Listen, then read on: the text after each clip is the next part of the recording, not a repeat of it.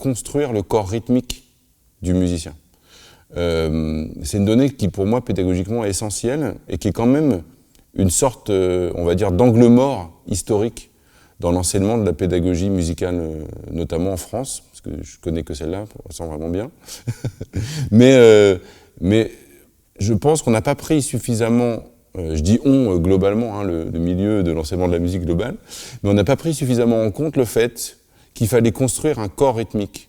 Un corps rythmique, c'est un corps particulier, c'est un corps qui ressent le rythme. Le principe, en fait, pour moi, ce qui sont les premières pierres de construction du corps rythmique. Voilà, L'idée, elle est très très simple. L'idée, elle est simplement de s'appuyer sur la marche, qui est un geste très répétitif. Donc, c'est de marcher sur place, comme ça. Voilà.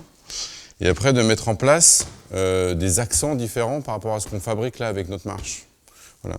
Donc, dans l'idée, on va pouvoir frapper les moments où on tape le sol, voilà, avec nos mains. Voilà, comme ça, j'accentue ces moments-là. Voilà. Et puis après, je peux aussi frapper les moments avec le genou qui se lève. Voilà, comme ça. Donc ça a l'air de rien, c'est pas grand-chose. Mais en fait, en installant ça, on installe dans le corps un geste qui est vraiment une régularité rythmique, qui est vraiment cette idée qu'il y a une pulsation qui va être tout le temps régulière, tout le temps exister.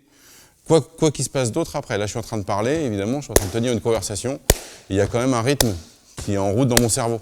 Voilà. Et ce qui est important, c'est d'installer ça chez le musicien.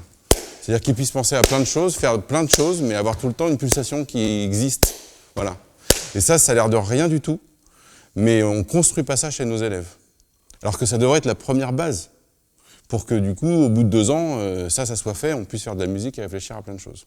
On a aussi un problème avec l'enseignement de la musique classique, parce que l'enseignement de la musique classique, elle nécessite de lire les rythmes pour pouvoir avoir une partition et pouvoir jouer des choses. Et donc souvent, les professeurs de musique classique, ils demandent à ce que d'abord leur élève lise le rythme pour pouvoir interpréter les partitions qu'ils leur donnent. Ils ne demandent pas à ce que d'abord les élèves ressentent le rythme. Voilà. Et ils sont d'abord dans un besoin de lecture, ce qu'on comprend en termes de besoin performatif.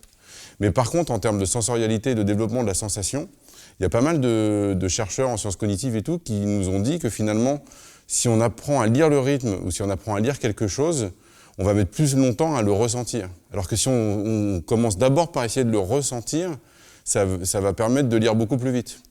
On risque de perdre du temps en fait à lire quelque chose et d'essayer de le comprendre, qui est un endroit vraiment plus abstrait, un niveau plus abstrait de compréhension, plutôt que de le ressentir et de le faire.